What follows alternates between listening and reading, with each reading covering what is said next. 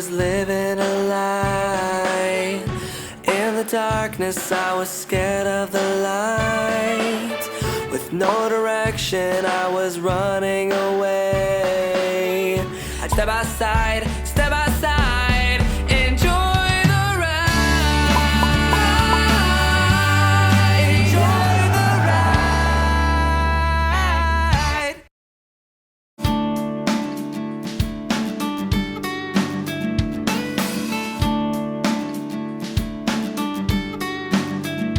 Hello, welcome to Healthy at 100 Years and Beyond. This is an amazing man right here that I've known since he was 47. He is now 82.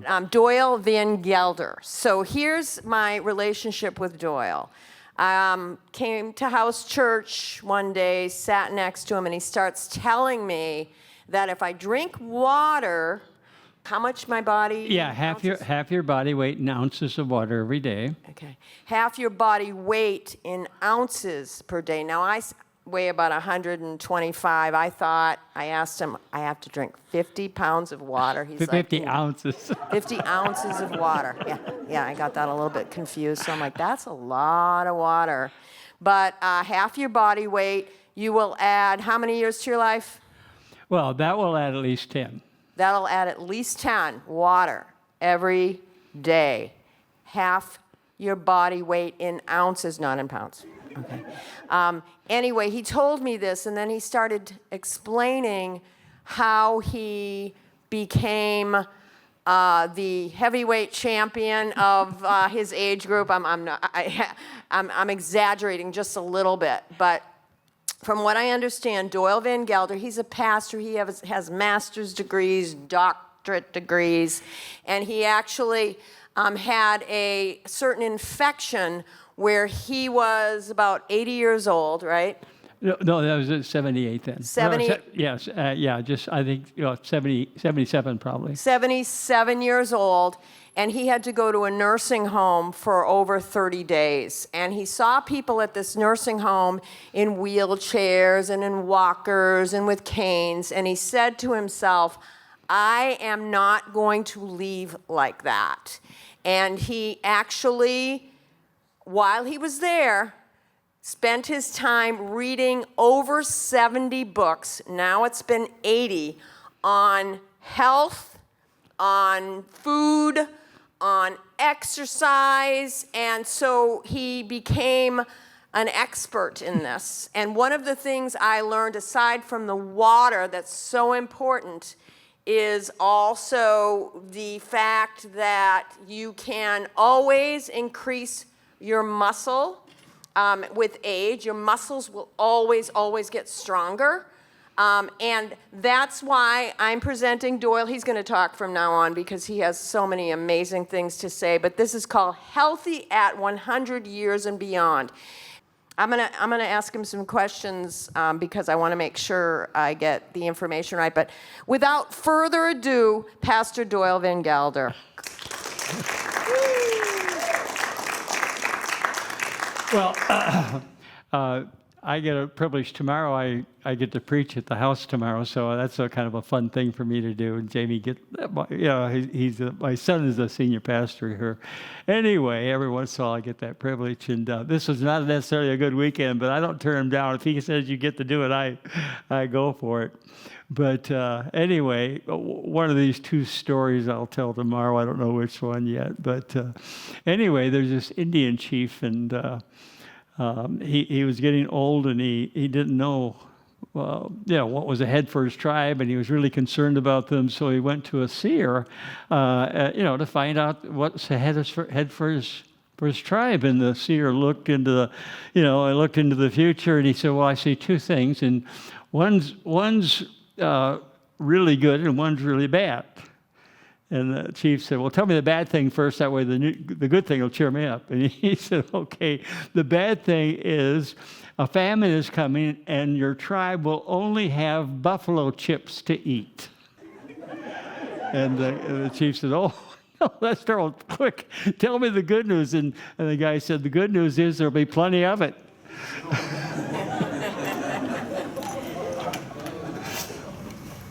The other story is this guy went to a counselor, and the counselor said, "Well, why are you here, sir?" And he said, "Well, I'm here because my wife tells me I behave like a dog."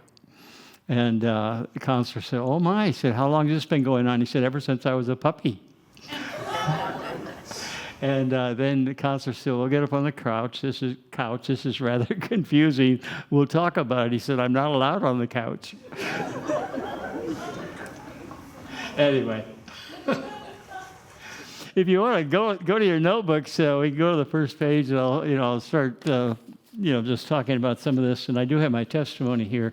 Michelle just kind of summarized that as well in terms of how I got into this. Introduction. How long should humans live? Who gets to decide the answer to this question? Science used to say the answer had to do a lot to do with our genes. If you had close relatives who lived long lives, it increased the odds that you could also live a long life.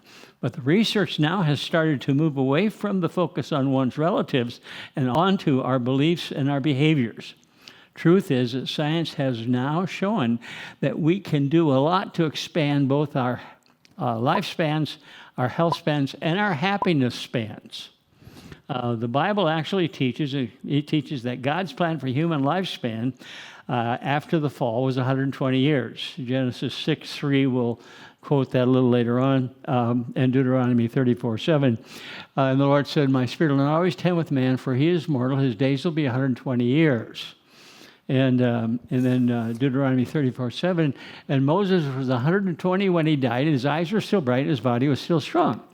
The eye stands for mental sharpness, and of course the body, being strong, speaks for itself. But his health span and his lifespan were equal. Doyle, let me just stop you right there.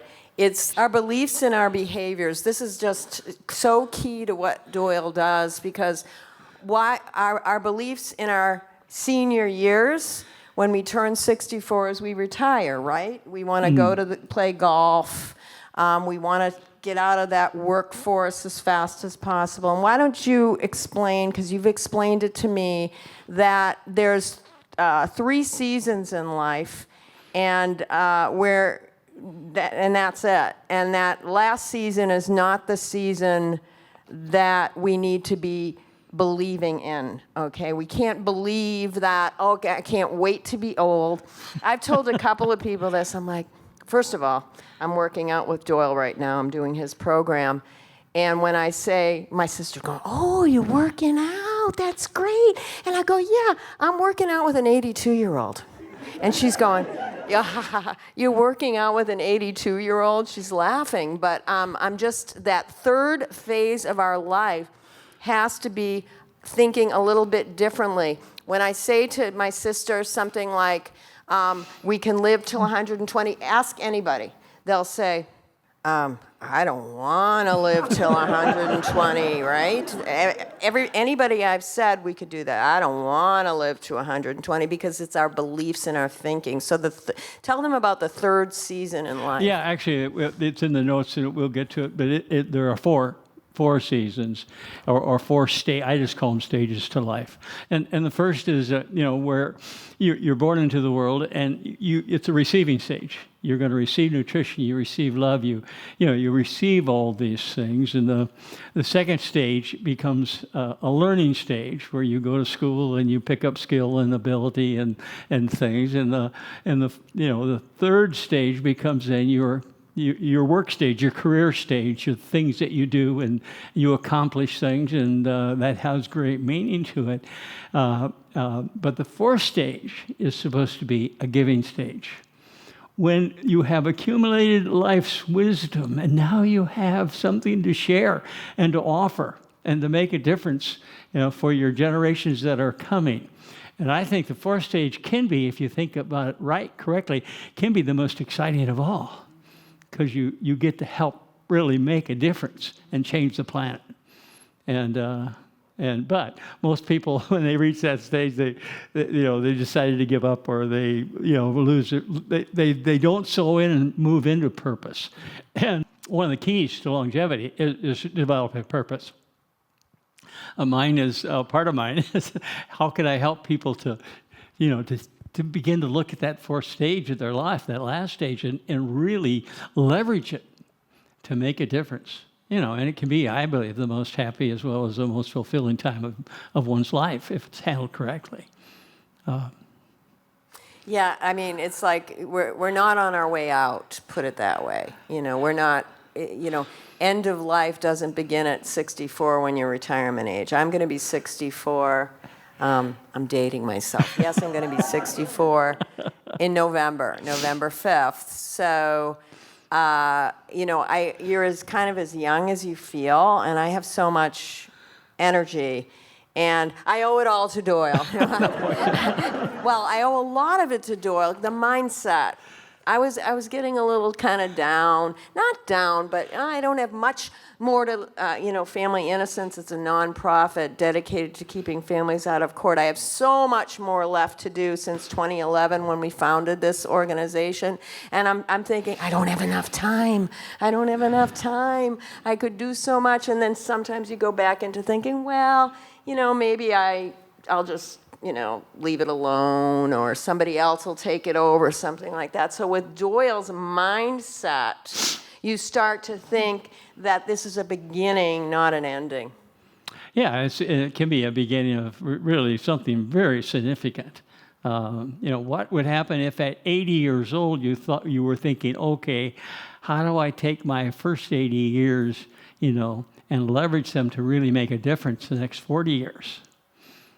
And instead of thinking of planning my funeral, I can plan the rest of my life. And that thinking, we'll get to some of that, so I don't want to overstate it right now. But anyway, I keep my testimony's in here in terms of my experience, but Michelle told most of it. 5 years ago, right in the middle of COVID-19 pandemic, I got up for an early Bible study. I felt like I had COVID-19 symptoms, lightheaded, a little out of balance. I went to my study, but I did not feel fully present. On the way home, I got lost and ended up in an accident. When the police came, they ordered a blood test to check for alcohol. I had my son pick me up, and that evening I wasn't feeling any better, so I went to the emergency room in the hospital, and the doctor could not find COVID-19, but he found a blood infection. Not normally a bad problem, but I have 2 artificial heart valves, and blood infections attack artificial heart valves. If they become infected, they could normally cause death within 1 or 2 days. Mine were not yet infected, so I could be treated with antibiotics 24/7 for actually 62 days. To receive the treatment, I had to go into a nursing home. I soon discovered that I was the only patient there without a walker or wheelchair. Most of the people there were taking 6 to 15 prescriptions a day. I met and became friends with a number of the patients in the home. Most seemed like they were just waiting for death to come. It was a bit of a sad setting. It did, however, afford me a number of opportunities to share the good news of Jesus Christ and eternal life in heaven. After my 62 days treatment, my blood infection was healed. However, I came home and had a new passion birthed in my heart to search out what God's Word said about the aging process and what our lives should look like in old age. I started to read and study everything on the aging process and how long we humans should live on planet Earth. I soon learned that more had been written and uncovered and discovered in the last 20 years on the topic of health, nutrition, exercise, and longevity than had been uncovered and discovered the previous 2,000 years. In recent years, many scientists have given their lives to the study of longevity, attempting to answer the question, how long should we humans live? There are now things we can do which will enable us to live longer and healthier lives. I have now read more than 80 books on the topic, as well as listened to hundreds of hours of podcasts. I think with all this material, I have been able to draw out the key ideas and guidelines that I believe, if we will put them into practice, will extend both our lifespan and our health and happiness spans. And that basically is what this is about today. Thank you so much for sharing. So the good news is we don't have to read 80 books or listen to 100 podcasts. This man, this wonderful man, has put it all in this little book here, and this Enjoy the Ride to the Gym course. And that's the beauty of it. Another thing I need to share is that my dad had this same blood disease, probably around the same time. And we have 8 brothers and sisters, and we all had to go to his home overnight. And it was every 4 hours that we had to, my 2 brothers are doctors, my dad was a doctor as well, so we could do the care at home. But I know how serious that blood disease is, and to see this, Doyle seeing this as an opportunity to learn, I mean, rather than to care about himself, like, well, okay, I got this blood disease, I'm gonna be here for a few days, it'll all be taken care of, and then I can go back to my life. To see this as a wonderful opportunity to not only learn about the disease that he had and pray about that, but to say, how can I change the mindset of house church and now the world with Enjoy the Ride to the Gym. It's not the Christian knowing, it's the Christian faith. The muscle, in order for it to grow, it has to be strained. Who knew? Things to avoid: sugars, alcohol, seed grains. No one lives to be 100 who doesn't think they are supposed to.